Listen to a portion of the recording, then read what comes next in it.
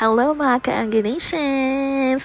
Dadalhin ko kayo kung saan kami nag-family trip last December sa The Fat Goat Farm sa Barangay Bato-Bato, Nara, Palawan. Let's go! So ayun na nga, inulan kami ng December nung papunta. So ako po yung nagdadrive niyan. So kasama ko po silang lahat. So I have to slow down lang a bit. Pero diba, there's a rainbow after the rain. At after naman talaga ng rain, napakaganda po ng panahon niya, napakainit na. And nakapasok na po kami sa loob. Kung makikita nyo, ang ganda ng place, napakatahimik. At kami-kami lang po yan. Mga kapatid ko, si Mami, si Mama, si Liza, at ang aking pamangkin, si Sky. Napakaganda at napakabibo at welcome na welcome kayo sa aking hacienda. Charis. So ito po ay pagmamay-ari ng mag-asawang, nakalimutan ko yung apelyido, pero bahay po nila ito at pinaparentahan nila. Diba? Saan ka pa dyan? Sa Fat Goat Farm lang yan. Mga kapatid ko nag-enjoy sila habang ako video na ng video, more.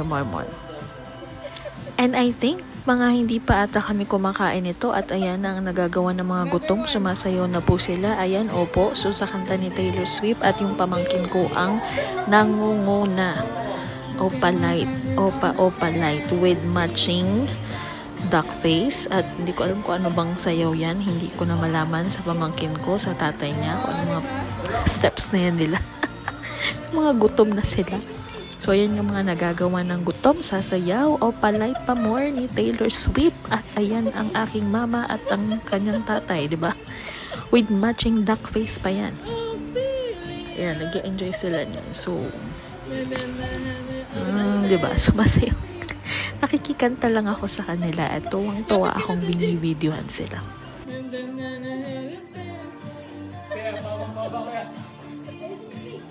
Harap kayo, harap ni Daday, harap.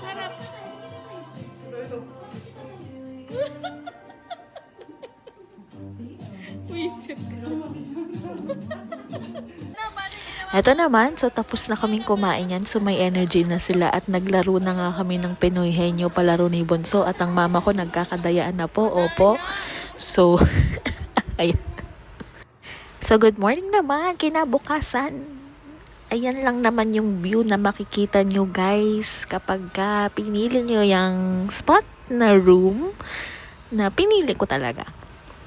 Pagbukas mo ng kortina, ayan. Diba? Ang sarap lang magmuni-muni guys. Sobrang ganda. Punta na kayo dito. At yan, may pa-emote-emote pa tayo dyan.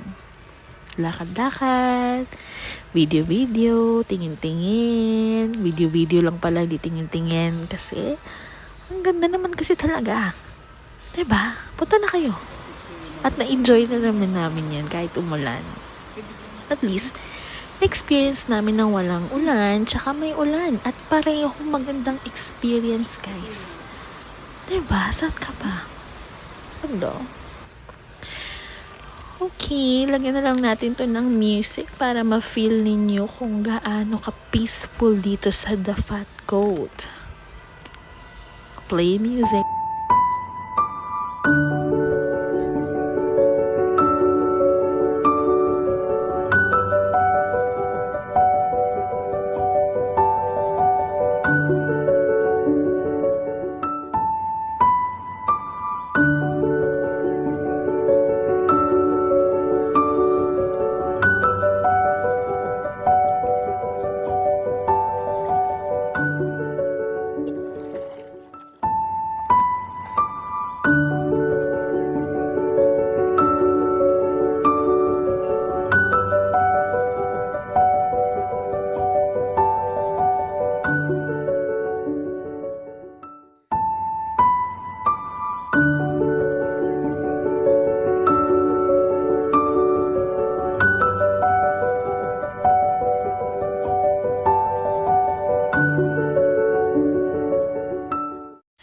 So, ayan.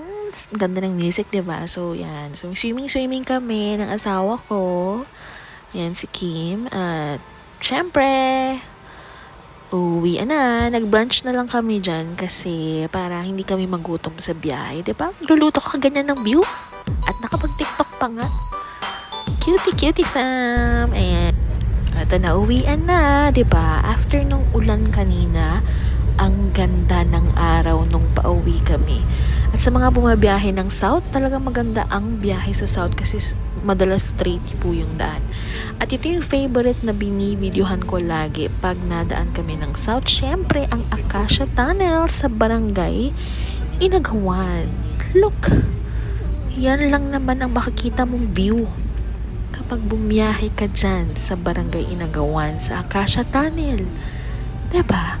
Hindi ko nga lang ito nasaksihan nung gabi kasi hectic yung schedule. What? Hectic yarn. Pero maganda rin to pag gabi kasi may mga ilaw-ilaw yan.